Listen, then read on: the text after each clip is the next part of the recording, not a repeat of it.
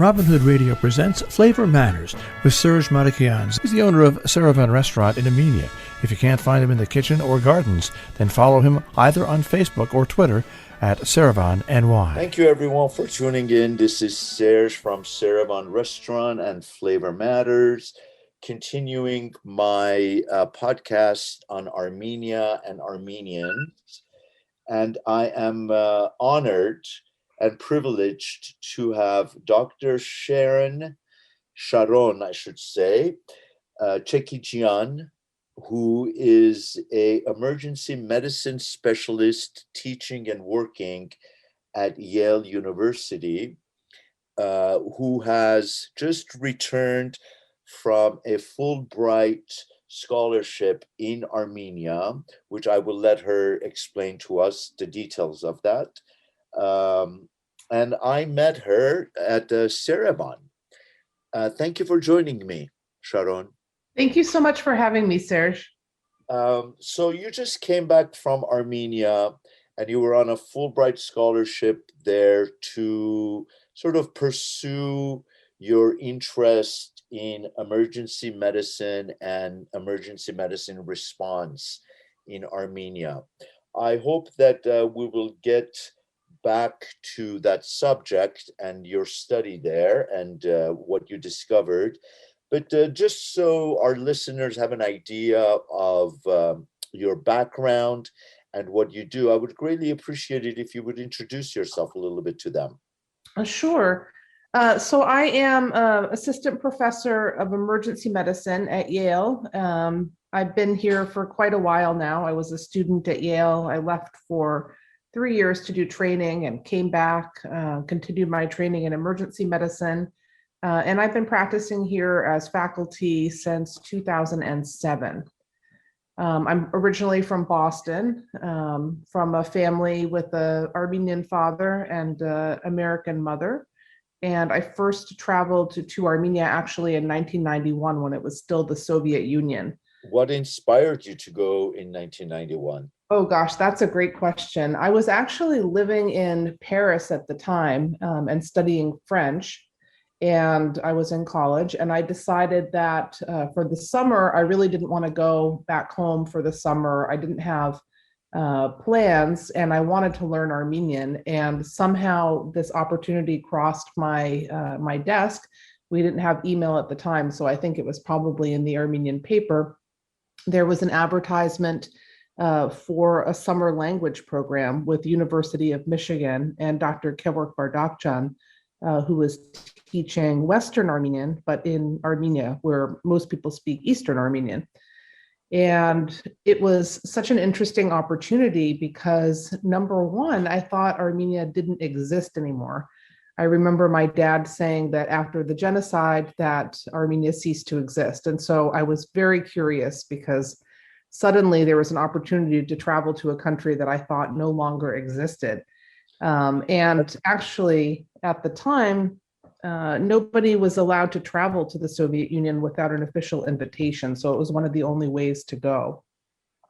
That's right. And then in 1991 or in the 80s, when you and I grew up, Armenia was just an idea because it was one of the republics of the Soviet Union. And Correct. It was very much a more of a Soviet culture and society than Armenian. Yeah, it was so interesting. I remember calling my dad and saying, I thought Armenia didn't exist. And he said, well, it does exist, he said, but it's really not Armenia anymore. It's actually the Soviet Union, which became even more intriguing to me. So I sent in my application right away and was accepted. And I traveled there that summer, probably in June. I returned home from Paris to Boston for about a week, packed my bags, and I left. Oh, and I actually remember something else that kind of prompted me to go, which was that I was a student at Smith College. And the year before I went to Paris, I actually was sitting in class next to a woman named Lucine Pelosian. And I looked down and she was writing in Armenian. And at the time, that was so strange because there were very few Armenians and no Armenians at Smith that I knew. And I waited until after class and I asked her, "Are you Armenian?" And she said yes. And she told me that she was from Yerevan. And so I did have an inkling actually that the Republic existed. And Lucine came to visit with us for most holidays during that year. And so I had exactly one contact when I landed in Armenia in 1991. So this is really interesting, and your interest in the French language. So here you are in Paris studying English, studying French, and then you discover that you want to go to Armenia and learn Armenian. Do you remember the inspiration, or was there a moment that you said, "Wait a second, I'm an Armenian, but I don't speak the language, and I want to learn the language." And Armenian, as you know, is not a very easy language. Oh my gosh, it's such a hard language. I love languages in general, so I don't remember the exact moment that I wanted to learn Armenian, but I do remember finding it very peculiar to be learning Western Armenian in a place where everybody was speaking Eastern Armenian. And so there was sort of a disconnect. And the two languages are very related, obviously, but they're two different dialects with different grammar. And Armenian is a lot like Latin, which I also studied. So it has declensions. And as you know from speaking Armenian yourself, but maybe you're not even aware of it since you're a native speaker, everything in the sentence has to agree with everything else. So it's hard because you kind of have to, when in the beginning, you have to think out what you're going to say ahead of time. And then all that grammar has to come together at one point to make a sentence. So it's actually a really difficult language.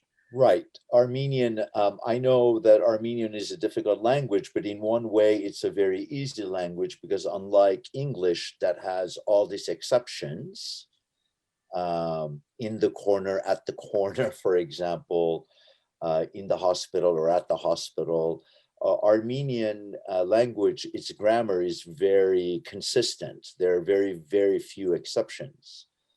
It is. It's a beautiful language. And actually, recently, I obtained Kevork Bardakjan's Eastern Armenian book because through the years, and we can talk about what that means through the years, but through time, my Armenian has become more Eastern because of all my visits to Armenia. But I've never officially learned Eastern Armenian, as a separate language. And so I recently was able to obtain Dr. Bardakjan's Eastern Armenian book, which he kindly organized exactly like the Western Armenian book. And so I've been doing a comparison chapter by chapter and trying to refine how I speak in Eastern Armenian as well. Also, I think if I am to use my mother's a comment when I was a child, because we were studying French and English, and I was complaining, it's like, why do we have to study these languages in Iran? And she said, honey, a language offers you insight, each language offers you an insight into the world. And I feel that your fluidity in both Eastern and Western Armenian must give you a sort of a privileged point of view about not only the language, but also Armenians. Do you think that's an exaggeration, or do you agree with that? No, I agree with that completely. I mean, I wish that I spoke so well that I could understand all the nuances because there's so many sayings. And actually, there's a funny page on Instagram and it has Armenian sayings. I'll have to send it to you because you would enjoy it. And some of them make no sense when you read the actual words. And so I wish that everything were so fluent and familiar to me that I would understand all those nuances. But yeah, you're right. It does offer a window into other worlds. And it also sometimes, I don't know if you've felt this, but sometimes I feel my personality is different based on the language I'm speaking. So that I 100% agree. I don't know about what you mean by personality, but my disposition when I speak Farsi or when I speak Armenian or when I speak English, my disposition in expressing myself is very different. It is. It's so that language has a construct all of its own. And for instance, in French, I feel that I'm a rule follower somehow. Somehow the constructs of French make you follow rules. They compel you to act a certain way. And Armenian is not like that. But Armenian's also very forgiving, much like English, even though exceptions in English, but you can make a compound word like you can make in English or in German, and people will understand you, which is really lovely when you One of can't the find things that I vocabulary. enjoy about Armenian and Farsi, and I dislike in English, is that, and my grammatical terminology is not very good, is that because of the declension and because of the grammar of the Armenian and Iranian language, Farsi, is that word orders don't really matter. Like in Mhm. English, I cannot say ate I yesterday. You know, that would not be proper English. But in Armenian, you can say yes geram erek erek yes gerelem yes arten gerelem. So the word order is not as important in a sentence, Mhm. even though there's a proper way of saying it, which I always find Armenian Iranian poetry to be a lot more melodic than English poetry. That's a beautiful example. Yeah, I often feel that way. I think it's a little freeing because no matter how your sentence comes out, somebody's going to understand you or want to understand you. And you're right. It's a lot more forgiving in that way. Or versatile. So the interesting thing for me about your experience of being a young woman in 1991, 92, going to Armenia for the first time, tell us a little bit about what you saw, how it impacted you, how your being an Armenian woman um, was impacted, your identity, your sense of yourself, and then all of a sudden this country that you was just a sort of a idea, sort of a platonic existence. All of a sudden, you can touch, you can walk the soil, and you can eat the food, and you can meet the people. How did that impact you? Do you recall? I recall it very well. I mean, first of all, during the Soviet Union, there was one cafe. Um, there were 8 restaurants, literally 8 restaurants, and And you're that speaking about Yerevan, about Yerevan. Yes, in the city, outside the which city, is there the were. capital of, for the listeners that are unaware, Yerevan is the capital of Armenia. And I was just informed that it is one of the oldest continual cities, older than Rome. Yeah, it's I forget what anniversary it is. The last one I remember 2800, was okay. That was 2800 years. yeah, that's exactly. I remember a big celebration for the 2,800 Last years. year, yeah. You're right. So I remember just this one cafe, 8 restaurants. I remember every single one of the restaurants because each one was really precious to us. And actually, if you were an Armenian citizen or a Soviet citizen, you were not allowed in those restaurants for the most part. There were some exceptions. And now, I mean, Serge, you've been to Yerevan. You can't count the number of cafes on one block. I mean, it's Yeah. jam packed with restaurants, cafes, ice cream stores, people everywhere. It's a very joyous city. It's probably my favorite city in the world, actually. And And it's it's a 24-hour city. I I mean, was it's going a to say that. I was just going to say it's a hopping and bustling 24-hour city. city. Mhm. I've never met a city that stays up, 24 hours like that, which is so surprising because it's a little country. I Uh, also need to say, sorry to interrupt you, is that it's unlike, like, New York is a 24-hour city, but New York has its sexiness and it's a wonderful, vibrant city, but it's not as safe. When you walk the streets of New York City at nighttime, there's a you have to be a lot cautious. Whereas Yerevan is a very safe city. At least it still is a very safe city. Absolutely. I mean, I think as a traveler, as a woman, I mean, you can feel safe there, 24 hours a day. I've never had a problem. And I hope it always continues to be like that because that's one of the hallmarks of Yerevan for me. But you can find everything there. And I think even in those times, in what they call the bad times, when there was not a lot of electricity, after the fall of the Soviet Union, even in those times, you could walk into the most incredible places, that you didn't expect, sort of go down an alley and up a stairwell, and open an apartment door, and you were in some sort of a paradise, with art, with a secret restaurant. I mean, there are always so many surprises in Yerevan, which I think is another aspect that I love about the city. I have to agree with you. I mean, one of my favorite things, the first time I went there was in 2007, and I landed at 4:30, and I went to my hotel and grabbed my camera because iPhones weren't around then.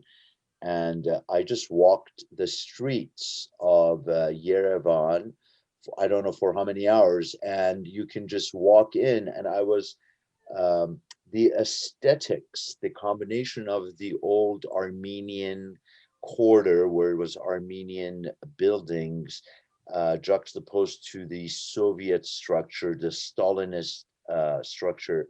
For me, they were so enticing, confusing, and engrossing. So I need to interject that as well. I don't know how it was for you, because in 1991, 92, it must have been the same. The same. I mean, actually, when you were just speaking, I was remembering when I first landed in 1991, which is still very vivid for me. You said I landed at 4:30 in the morning, and similarly, we landed at about 4:30 or 5 in the morning. And I think it was because it was less expensive to fly during that time, from what I remember. And so the Aeroflot plane landed, and the Aeroflot plane is a whole story in and of itself. It was actually, it was so terrifying. And to this day, even though Aeroflot has improved quite a bit, I still find it very difficult to actually purchase a ticket for Aeroflot. I avoid it at all costs. But we landed at 4:35 in the morning, and the passport control staff didn't arrive until 9 a.m. because it was the Soviet Union. That was what time work started. So we literally sat, in a room with a dirt floor, if you can imagine, and the smell of diesel everywhere. And it was just a group of, I don't know, 200 diasporan Armenians just waiting for passport control to open up. And I just vividly remember, being in the dark, the smell of diesel. The suitcases came out. There weren't sort of luggage belts then. Everything was stacked in a room, and you had to go and get your suitcase. And I remember that very old airport, Zvartnots, which still stands, today. It's a really historic Soviet building. It's iconic. But it was dysfunctional even back then. And since that time, as you know, Ernekian has built a beautiful world-class airport that welcomes people. But I always just sort of look to the side at Zvartnots when I land. The tower is still standing. Yeah, and I just remember that. I really love. Sharon, John, we're coming to a close for this segment. So I hope you will stick around so we can do another segment. This is Serge from Yerevan Restaurant and Flavor Matters.